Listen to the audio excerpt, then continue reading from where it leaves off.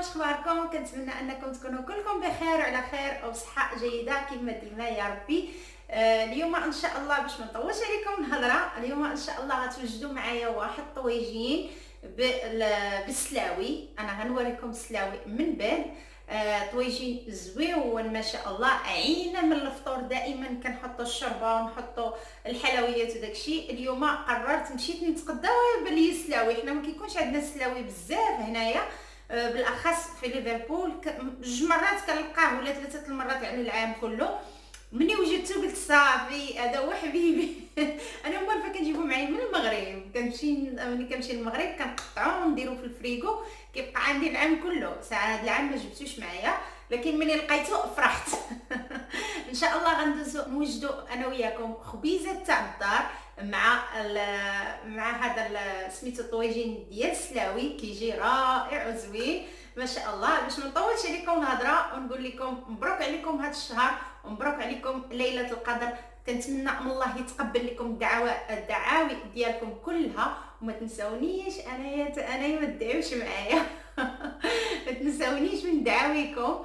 ودابا باش ما نطولش عليكم ندوزو ان شاء الله باش نوجدوا خبيزات هما الاولين، ومن بعد نوجدوا الطويجين ديالنا. ان شاء الله ندوزو اول حاجه نديروها هي نوجدوا الخبز، لان الخبز كيبغي واحد المده باش يخمر. عندي هنايا 300 غرام ديال الدقيق الابيض، عندي هنا 100 غرام ديال الدقيق القمح بالنخاله. كنتمنى ان تشوفوا الفرق، هذا بالنخاله بتاعو. هذا عندي 100 غرام ديال الدقيق الاصفر ولا السميد الاصفر. وهنا عندي ان شاء الله عندي هنا الساشي ديال الخميره الفوريه. الخميره الفوريه اللي كتوزن 17 غرام. عندكم خميره تاع الدار ديروها. درت فيها معلقه كبيره ديال السكر، ودرت شويه ديال الماء دافي باش تخمر ليا. راه بدات داب السكر. خصكم ديروها قبل ما تبداو قبل ما تبداو تعجنوا. كما كتشوفوا معايا راه داب السكر فيها وبدات كتخمر معايا. دابا ان شاء الله غنضيف الملح. نضيف الملح على حسب الرغبه. كاين اللي كياكل مسوس ما يضيفش الملح. عندي هنا معلقه كبيره ديال زيت زيتون نضيفها، وغندير هنا واحد الثقب وسط من العجينه، وغنضيف هاد الخميره ديالي هي السكر والماء ونبدا نخلط. ما شاء الله هاد الخبز كيجي زوين، كيجي صحي، لان ضروري حنا كنوجدوا الطاجين خصنا نوجدوا الخبز تاع الدار. هذا الماء دافي باش نجمعوا العجينه ديالنا. العجينه خصها تبقى خفيفه بزاف بحال كديروا البرويش. خصكم ديروها بحال هكاك. العجينه ديالها كتجي خفيفه بزاف. غنبقى نجمع بحال هكا حتى تجمع ليا العجينه. والقمح راه كيبغي الماء، لان هذاك القمح اللي بالنخاله راه كيشرب الماء. يعني خصني نعطيه الماء شويه باش يبقى رطبه معايا العجينه. كما كتشوفوا كنبقى غادا بشويه بشويه وانتيا تجمعي في العجينه ديالك.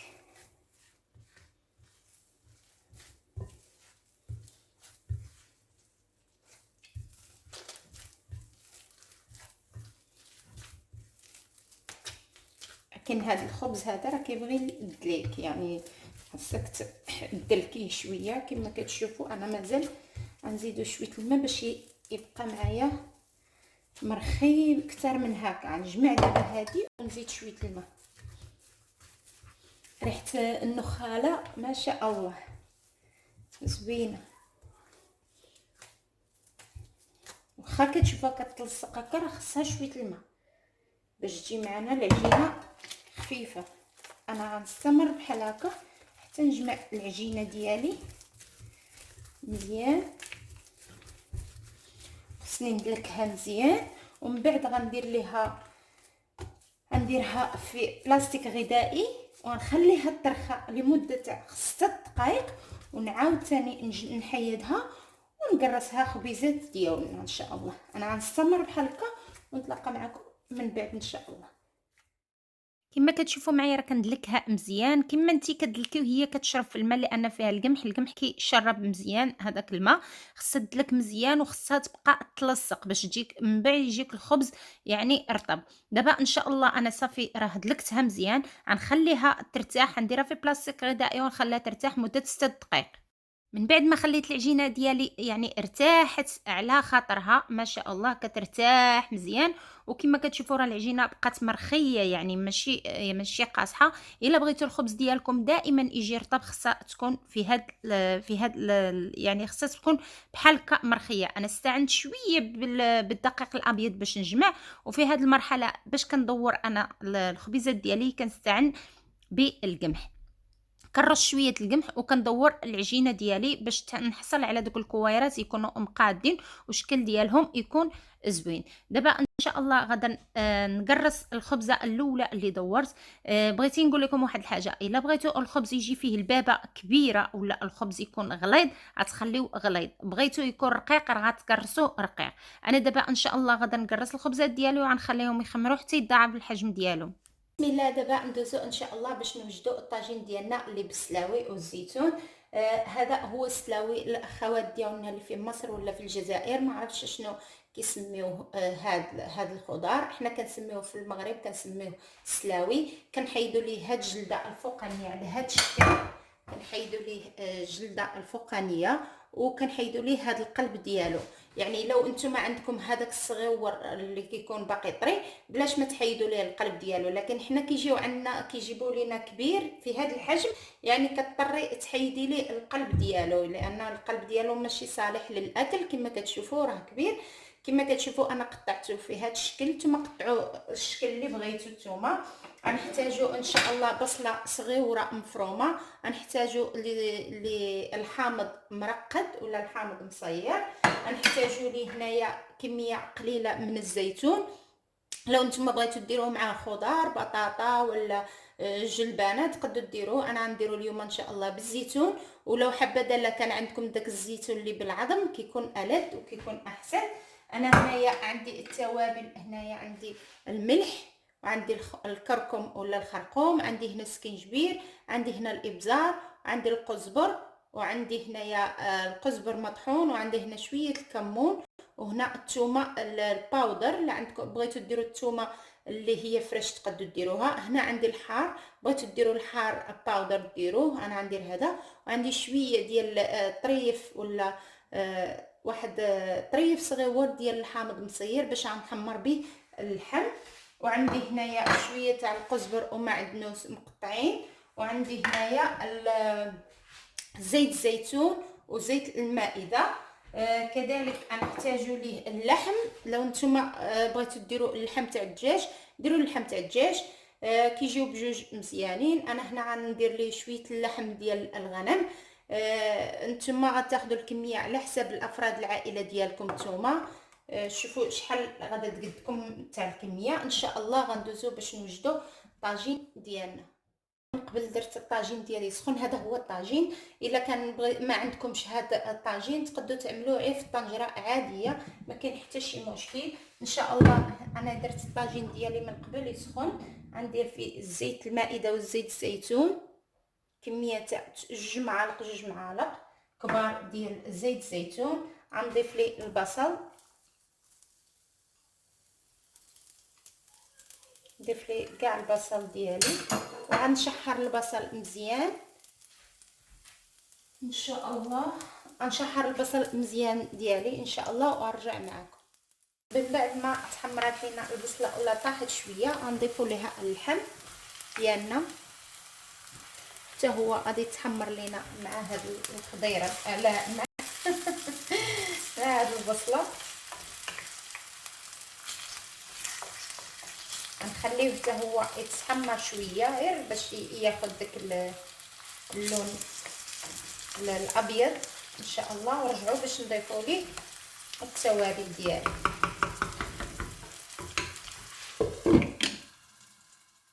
لما تبدل لينا اللون تاع اللحم ديالنا ان شاء الله غنضيفوا ليه هاد التوابل كلها ومع حتى هاد الطريف ديال الحامض المصير غنضيفوا هاد التوابل كلها.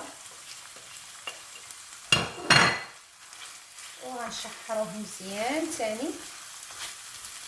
غنضيفو شويه ديال الربيع، كميه قليله من هذا الربيع اللي مقطع طريفات.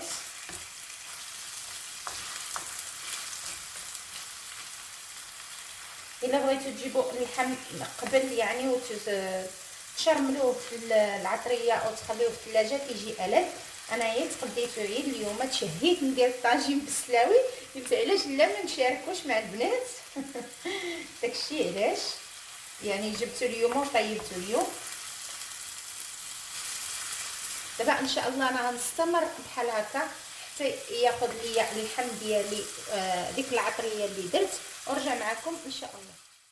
من بعد ما شرب ليا ولا تقلى ليا اللحم ديالي في العطريه ديالي، انا نسيت ما قلتش لكم عندنا هنايا ورق سيدنا موسى ولا ورقه الغار، كتعطي واحد المذاق غزال.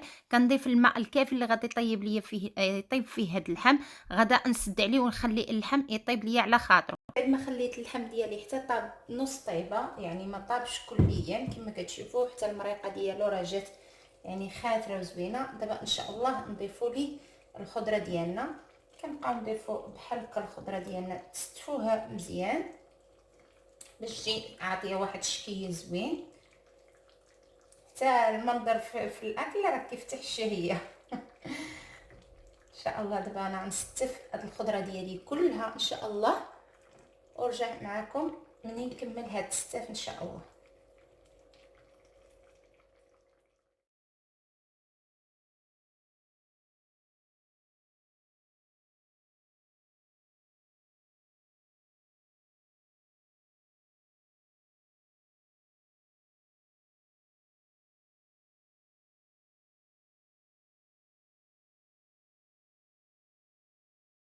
من بعد ما ستفت الخضره ديالي كما كتشوفوا، كنزيد عليها واحد شويه تاع المنسمات، زدت شويه الكركم، شويه الابزار، وشويه الزعتر من الفوق، وشويه الابزار. صافي ما درت لا ملح لا والو. دابا ان شاء الله غنغطيه ونخليه يطيب على عافيه مهيله وعلى خاطره. العجينه ديالنا من بعد ما خمرات كما كتشوفوا راه خمرات. درت ليها ثقوب خفيفه بالفرشاه. ودابا ان شاء الله غندخلها لدرجه في الفران على درجه الحراره 200. ما خصهاش يكون الفران بارد، خصو يكون سخون. وما خصهاش ملي نكونوا نطيبوا ما خصهاش يكون الفران يعني ناقص، خصها تكون الحراره مرتفعه باش يطيب، باش ما ينشفش لنا الخبز لداخل، بالاخص اذا كان فيه القمح. خصو يطيب على درجه عاليه كيف يتحمر وتخرجوا ان شاء الله. انا عندي الفران فيه الفلفل الفاره كيطيب من الفوق ومن التحت، يعني غادي يطيب على الاقل 10 دقائق، الاكثريه 10 دقائق، وغنخرجوا ان شاء الله وانتم معايا. دخلنا الخبز الفران، دابا نخرجوه ان شاء الله. باش نديروه في هذا المنديل. كيف كتخرجوه من الفران حطوه في المنديل باش ترجع عليه السخونيه ديالو ويبقى رطب ان شاء الله. انا دابا غادي نخرجوه في البوطه.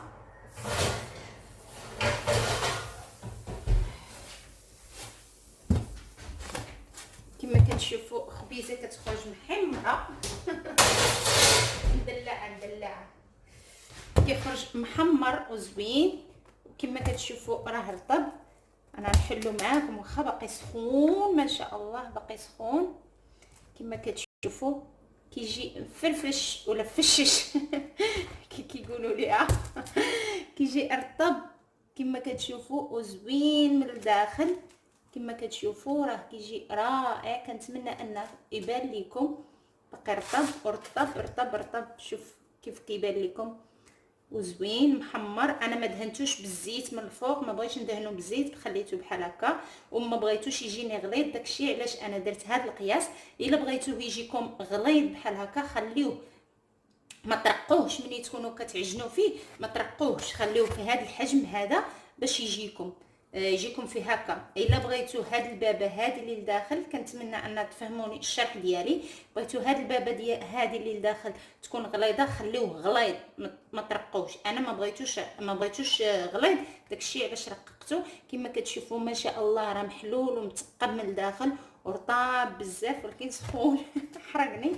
دابا ان شاء الله انا غنديرو في هذا المنديل وغنغطي عليه باش نرجع ليه ديك السخونيه ديالو. ما نديرش وحده على وحده، ونجيب منديل اخر وغنغطيه مزيان وغنخليه باش ديك السخونيه ترجع عليه. ونتلاقاو ان شاء الله ملي يوجد لنا الطاجين ديالنا. وهذا دابا ملي وجد لينا الطاجين ديالنا ما شاء الله كيجي غزال كما كتشوفوا معايا. كنتمنى انه تشموه كيف كتشوفوا كيجي غزال ما شاء الله. والخبيزات ديالنا اللي وجدنا مع بعضياتنا كيجيو رطبين كما كتشوفوا، كيجي كله يعني مثقب من الداخل. كنتمنى انه يبان لكم ما شاء الله. كيجي يعني خبز ولا الماكله تاع الدار على حقها وطريقها من يد الحادقه من يد حادقه ما شاء الله. كنتمنى ان هذا الفيديو يعجبكم وتجربوا هاد الخبيزات، راه ساهلين كما شفتوا معايا وفيهم قوام اللي هي صحيه. وكما كتشوفوا معايا الطويجين ديالي حتى هو اللي كيجي رائع لبنين بنين في المذاق وفي المظهر حتى هو. كنقول لكم اللي عجبكم هذا الفيديو ما تنساونيش في اللايكات وفي السبسكرايب وتشير بين حبابكم وصحابكم. كنقول لكم سلامه.